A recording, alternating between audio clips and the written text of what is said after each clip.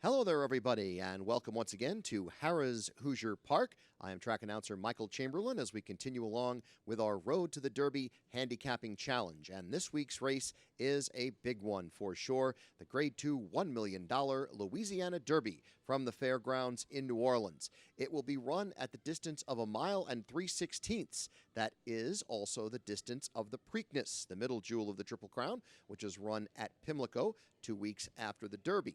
They made that change a couple of years ago, and certainly it seemed to help last year because a lot of the horses that came from Louisiana certainly made their mark on the Triple Crown scene, with Mandaloon now being appointed the Derby winner following the disqualification of Medina Spirit, and Midnight Bourbon was also right there at the end. So certainly the Louisiana crop last year acquitted themselves quite nicely when it came to Churchill Downs. We'll see what happens this year.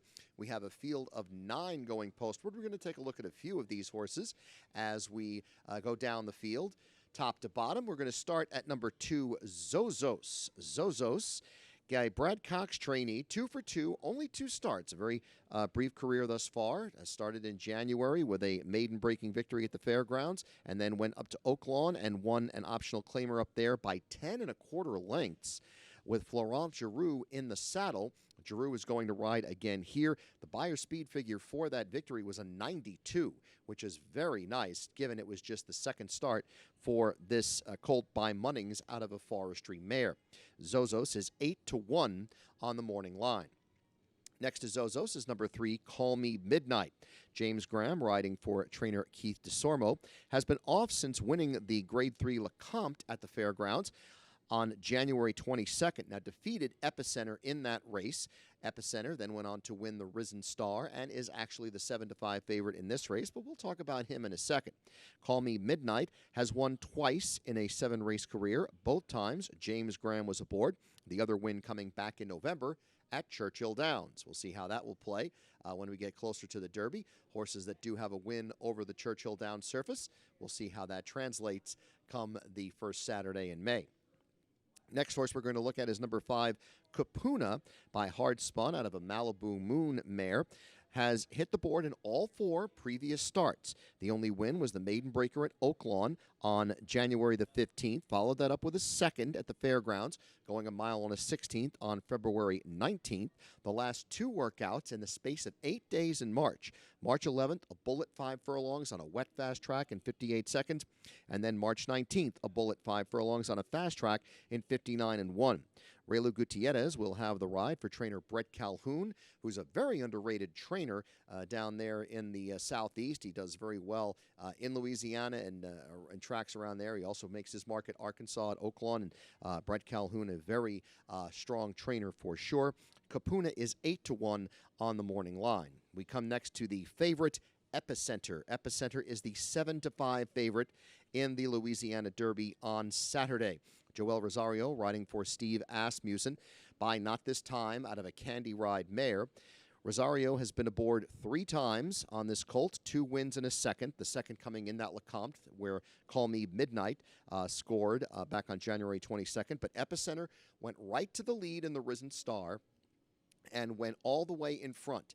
So Epicenter is going to try to do that again. I don't necessarily think he's going to have any issues with doing that again. I think there's not a lot of speed in this race. Epicenter could just go right to the front and go all the way in front once again. The question's going to become what happens when he gets to Churchill Downs, because Classic Causeway likes to go to the front. Forbidden Kingdom likes to go to the front. Morello likes to go to the front. White Abarrio likes to go to the front. Epicenter likes to go to the front. That's 5 horses. That's a quarter of the Derby field, potentially, if they do get the full gate of 20. And if all those horses go to the front, someone's going to be coming from downtown to make a late charge and maybe get up and win the Roses with a furious close. So we'll have to see how Epicenter will go going forward, but is a deserving 7-5 favorite here today. Saturday. Pioneer Medina is number 7. Todd Pletcher trains this one, a winner 2 starts back at the fairgrounds, also won the time before to break the maiden at Tampa Bay. Has 5 starts leading into this start. In those previous 5 starts, this colt has been ridden by 5 different jockeys, and that trend will continue as Tyler Gaffleone is going to get aboard for this try. So 6 starts, 6 different jockeys for Pioneer of Medina. This is one of the horses that potentially could go out to the front and show a little speed. The last horse we're going to look at is the horse on the outside, number 9, Rattle and Roll, 6-1 on the morning line. Brian Hernandez Jr., riding for Kenny McPeak, won the Grade 1 Breeders' Futurity at Keeneland back in October, and then did not race again until the Fountain of Youth at Gulfstream on March the 5th. Didn't really show much in that race. The comment on the in the past performances says no factor inside. So really, I think that race was just kind of to get this horse back in gear. One start, coming back, and now this is the second start off the layoff, and a lot of thoroughbred handicappers like that second start off the layoff handicapping angle, and Rattle and Roll could be one to definitely take a look at based on that. A bullet workout here also at Gulfstream on March 19th, covering 5 furlongs in 58-4. So how are we going to take a look at this race as far as selections go? My top 4 selections, I do have number 6, Epicenter, as the top pick.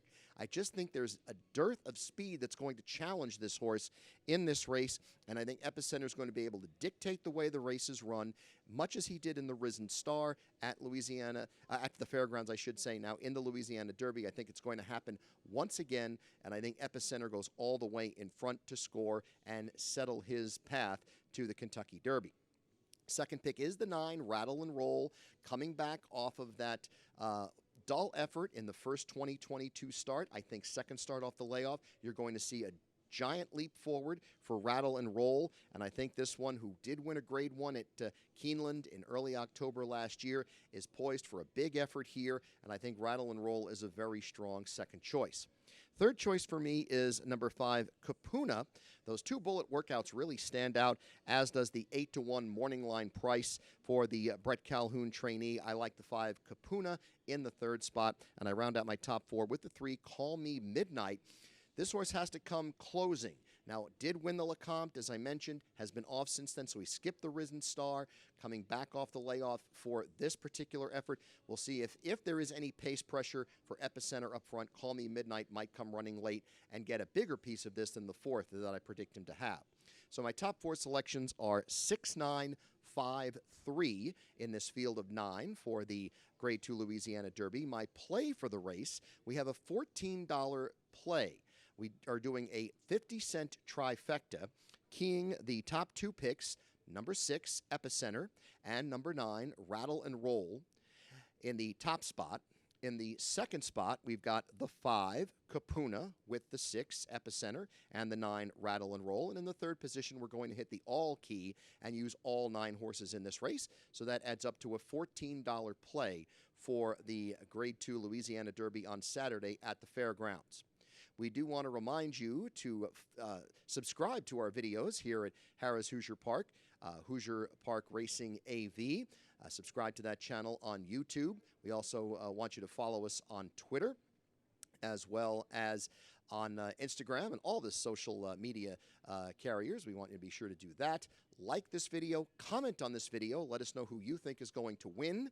And, hey, it could be a wild upset. There could be one of the other 3 horses I didn't mention in this race, but if you let us know who you think is going to get the job done, and don't forget again to subscribe to Hoosier Park Racing AV.